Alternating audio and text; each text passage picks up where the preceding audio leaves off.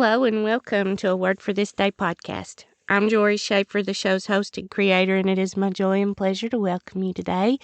Welcome to anyone who's found us for the first time. It's no accident that you're here today, friends, so please don't run off. Please stick around for a bit and let's see what the Lord has for us today. And welcome back to all you regular listeners. I am so thankful that you are here. I'm so thankful that you chose to come along this journey just another day.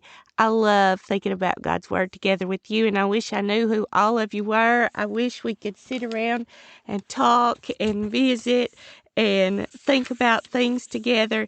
But that's not the way the Lord has it now, so we'll just continue in this way.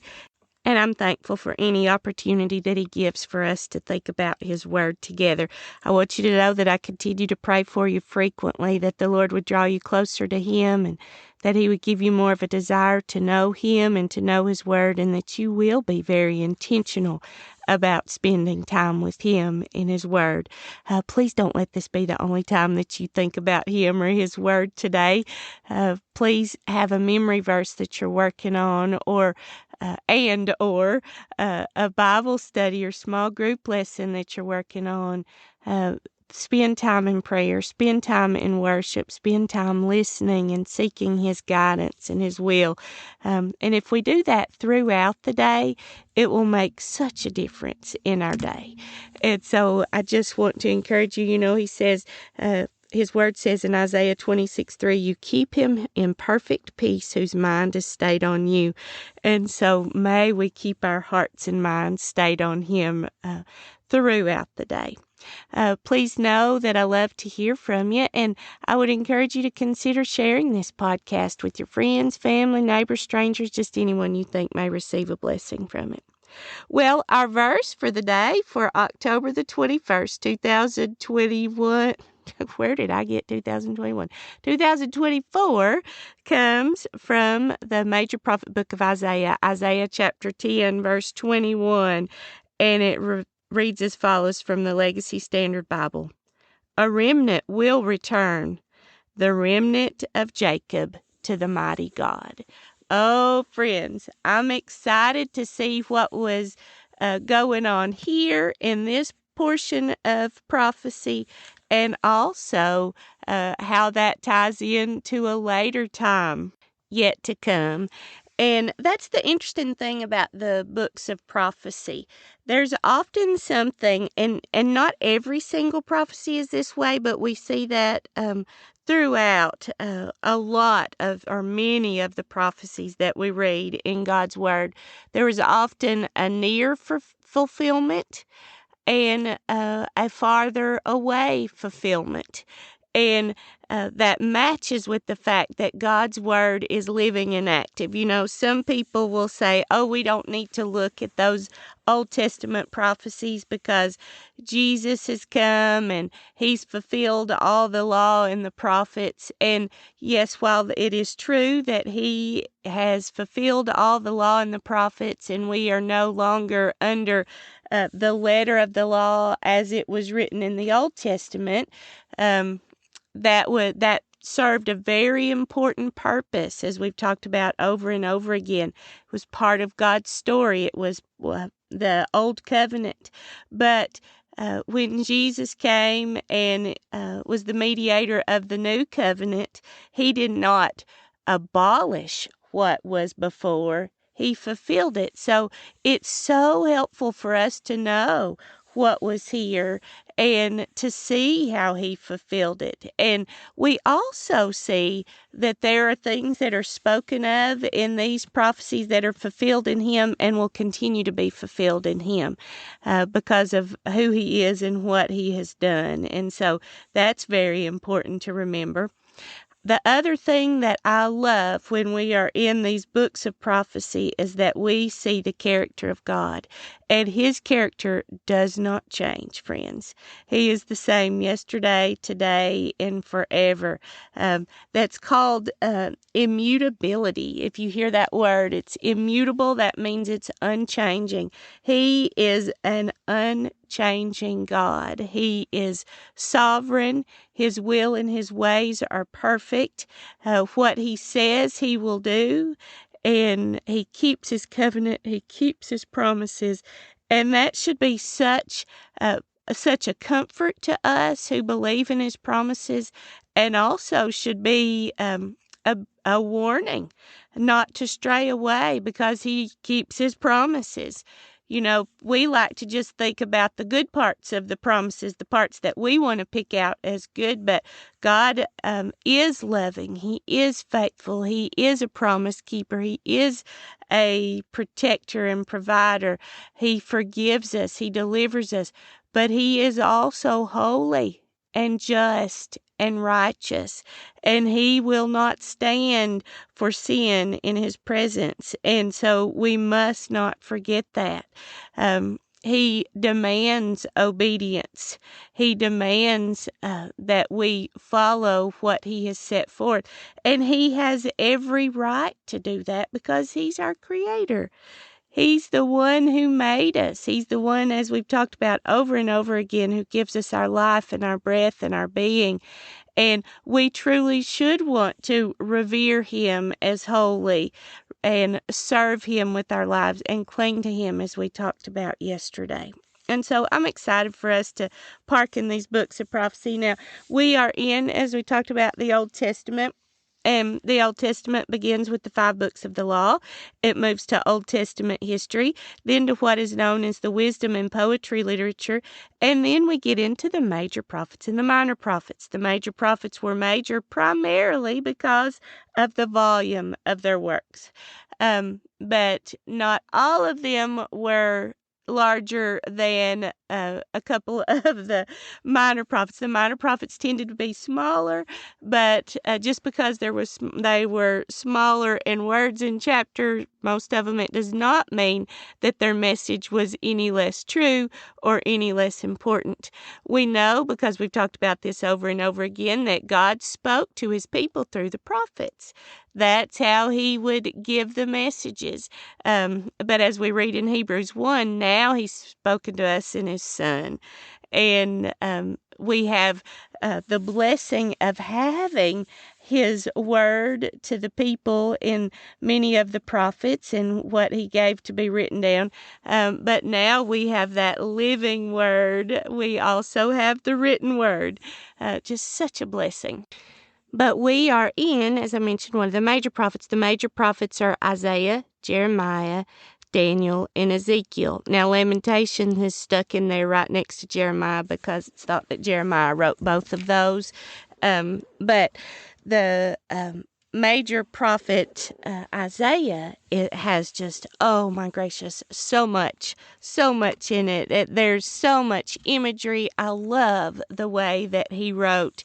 And there's a great deal about the Messiah throughout this. Probably the most messianic book of prophecy, just talking about that one that would come. You know, we've talked about how Zechariah's prophecy was second to Isaiah's, with the most discussion about the Messiah coming. But God just gave Isaiah such wonderful ways to describe what would happen, and I'm so thankful for that.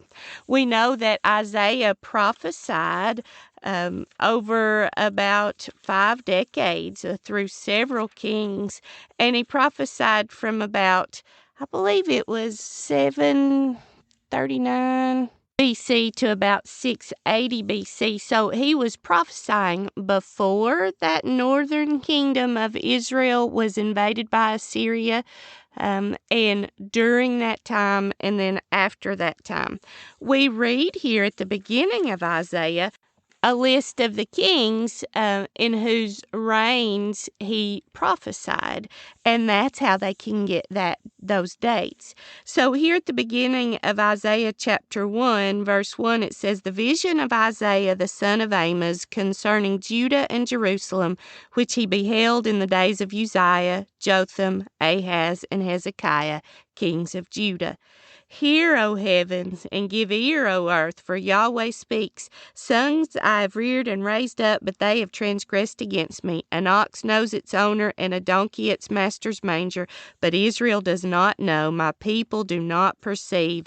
Alas, sinful nation, people heavy with iniquity, seed of evildoers, sons who act corruptly. They have forsaken Yahweh. They have spurned the Holy One of Israel. They have become estranged from him. That's how this opens. And Isaiah will give people the messages that come from God, reminding them about how they had turned away from his laws, his rules, his statutes, and how there were difficulties that were coming their way because they had done this. But just this is God's character. He disciplines those he loves. He chastens and reproves those he loves. And he is a forgiving God. And so throughout this, you will see that encouragement that even though these difficulties have befell the people because of their own sin, there is good news. There is one coming. And I just love that. You know, Isaiah's prophecy is quoted in the New Testament at least 65 times, far more than any of the other prophets that we have in the Old Testament. And he's quoted by name at least 20 times as well. And so Jesus, of course, Jesus is the Word made flesh. Jesus knew this, but these are those books that Jesus sometimes from this prophecy would quote. And I love it when we read, I believe it may be in Luke's gospel, and Jesus was in the synagogue and they handed him the scroll of the prophet Isaiah and he read it and he said, today this is fulfilled in your hearing, because it was talking about him. I just love that.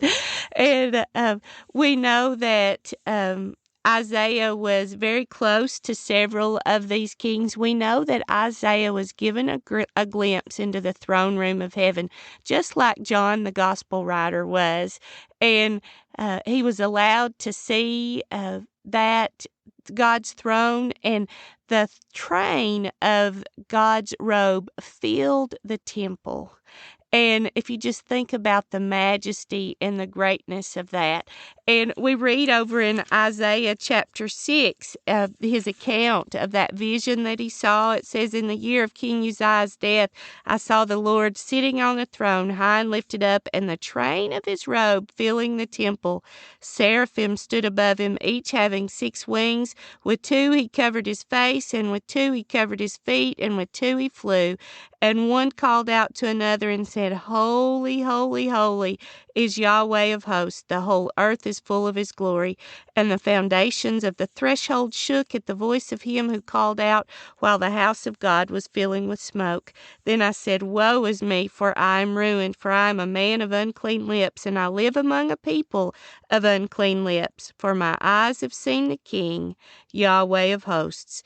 Then one of the seraphim flew to me with a burning coal in his hand, which he had taken from the altar with tongs, and he touched my mouth with it and said, Behold, this has touched your lips, and your iniquity is taken away, and your sin is atoned for.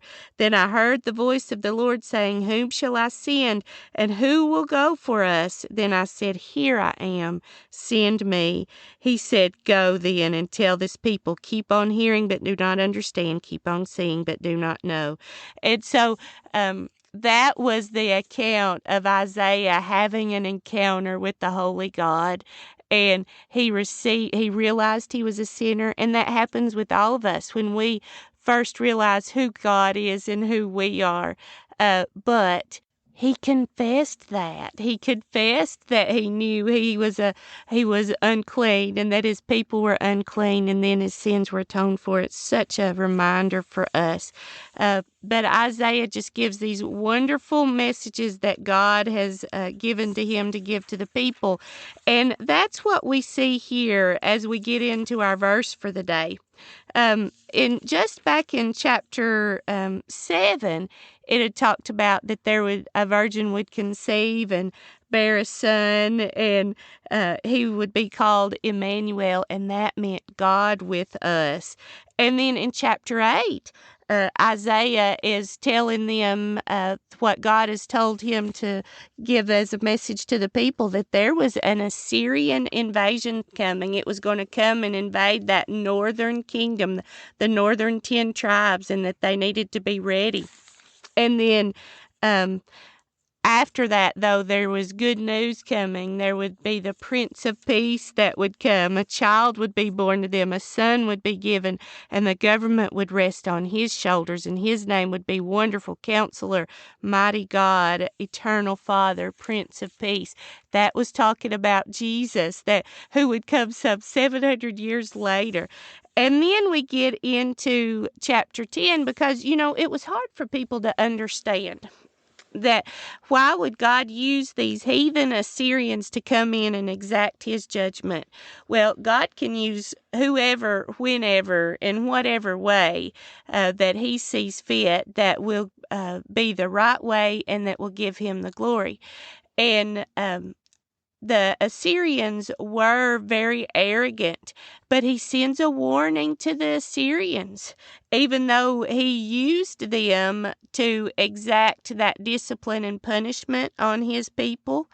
The Assyrians, because of their ungodliness, would also be punished, and we read about that in chapter 10. And I want to pick up and read there all the way to our verse for the day, because what we see is God, in his sovereignty, in his perfect will, has said, all right, to his children, you're going to be disciplined, you're going to be punished. I'm sending Assyria to do it.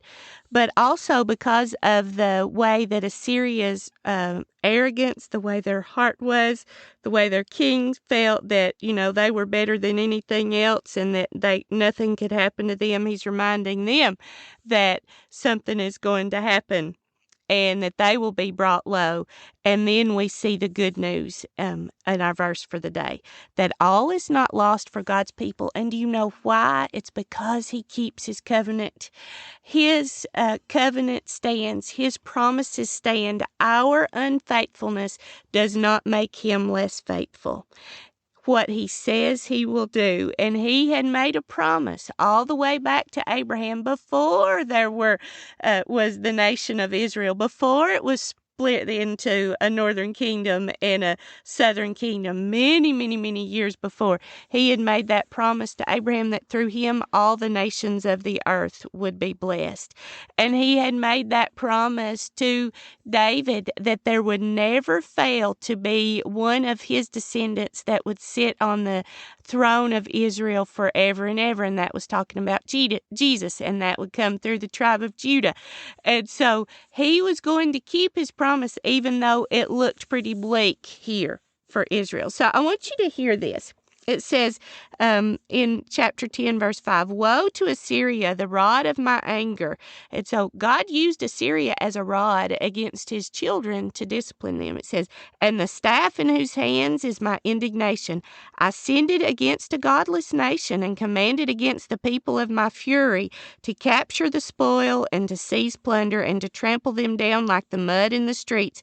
But did it, and that's talking about Assyria, does not intend to act in this way, and it does not think in its heart in this way. Rather, what is in its heart is to destroy and to cut off many nations.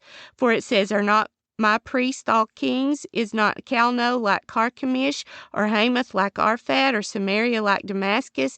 As my hand has reached to the kingdoms of the idols, whose graven images were greater than those of Jerusalem and Samaria, shall I not do to Jerusalem and her images just as I have done to Samaria and her idols?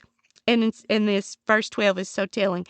So it will be that when the Lord has completed all his work on Mount Zion and on Jerusalem, in other words, when he has completed their punishment, their discipline, he will say, I will punish the fruit of the arrogant heart of the king of Assyria and the pomp of his eyes, which are raised high.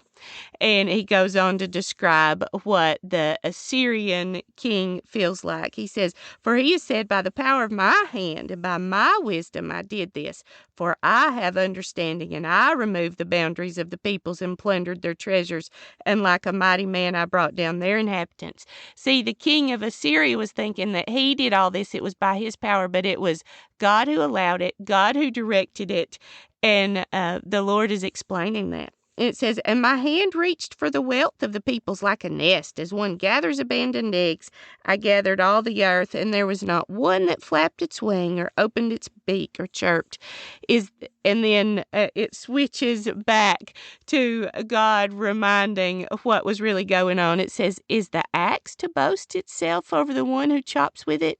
That would be like a rod wielding those who lift it, or like a staff lifting him who is not wood. Therefore the Lord Yahweh of hosts will send a wasting disease among his stout warriors, and under his glory a fire will be kindled like a burning flame, and the light of Israel will become a fire, and his Holy One a flame, and it will burn and devour his thorns and his briars in a single day.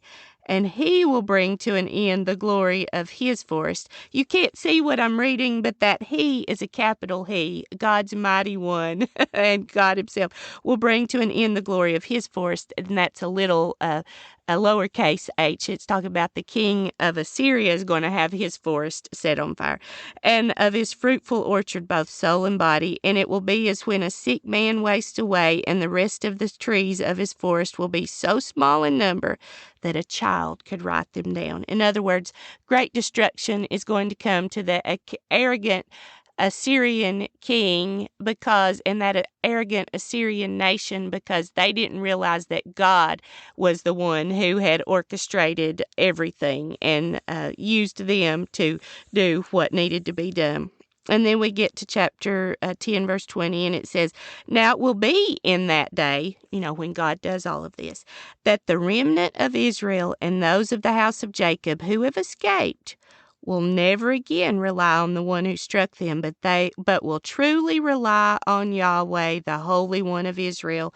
And here's our verse: "A remnant will return, the remnant of Jacob, to the mighty God." Such good news. And I'm going to read right past that. "For though your people, O Israel, may be like the sand of the sea, only a remnant within them will return. A destructive end is decreed, overflowing with righteousness." For a complete destruction, one that is decreed, Lord Yahweh of hosts will do in the midst of the whole land. "Therefore, thus says Lord Yahweh of hosts, O my people who inhabit Zion, do not fear the Assyrian who strikes you with the rod and lifts up his staff against you the way Egypt did. For in a very little while my indignation against you will end, and my anger will be directed to their destruction." There is always good news when we turn back to God. This is his character. And what he's reminding us in our verse for the day, a remnant will return, the remnant of Jacob to the mighty God. What he was reminding them, especially what he's reminding us, is that he was not going to make a complete end of his unfaithful people. They were a godless nation. They had turned away from him. They did deserve the punishment that they were receiving, just like we deserve punishment. But thanks be to God, he has sent Jesus to take that away from us, to bear what we deserved. But this was before Jesus had come to the earth. But what he was telling them was that a complete destruction would not be made. There would be a remnant of those who would honor God, who would follow God, who would obey God, and they would be coming back to God. They would return, that remnant of Jacob, to the mighty God. Now, if you're new to studying this, you may say, what does that remnant of Jacob mean? Well, Abraham had Isaac. Isaac was the father of Jacob. Jacob's other name was Israel. And so Israel had 12 sons, and his 12 sons were the heads of those 12 tribes. And those 12 tribes are the ones that grew to be that great nation of Israel. At some point after King Solomon had been disobedient, it was divided into the 10 northern tribes called Israel and the southern 2 tribes called Judah. And Assyria had been sent in to punish that northern kingdom of Israel. Now, that southern kingdom was going to be punished because of their disobedience. God would send Babylon in about 605 BC to exact their punishment and their discipline, and a remnant from them would return. And there has always been, thankfully, some small remnant of God's people. And it's that way now, friends. You know, there are many who start out saying that they are believers, but they're not true believers. But there is a remnant here. There's a remnant in Jerusalem who follow God. There's a remnant to this day. There are a remnant of God's people all over this world, even though the biggest part of the world is against him. There is a remnant. All is not lost because God is faithful. If you don't remember anything else, go back to what you know is true, and that is God is faithful. He keeps his promises. We are not often a very faithful people. We get sidetracked. We are rebellious. We go after our own ways, but God is always faithful, and he has kept for himself a remnant. And this was, I know it had to be such an encouragement when they were going through these difficulties. A remnant will return, the remnant of Jacob, to the mighty God. And now on this side of the cross, because you may be saying, well, what does that have to do with us? Well, as we talk about over and over again, we believers, if we were not Jewish, and there may be some Jewish people listening, but if we, most of us who are listening may not be, like I'm not Jewish, but I'm a Gentile, but grafted into that branch, grafted into that family because of his goodness and his grace. We read that if anyone is in Christ, he is Abraham's seed and heirs according to promise. And so we have that ability to be able to be God's people because of what Jesus has done. If we believe in what Jesus has done, then we are part of that family. We're grafted in. And the Apostle Paul talks a great deal about that, being grafted in, and about being part of the family, and that it's not just for the Jews, that the Gentiles can be in there as well. And it is such a blessing.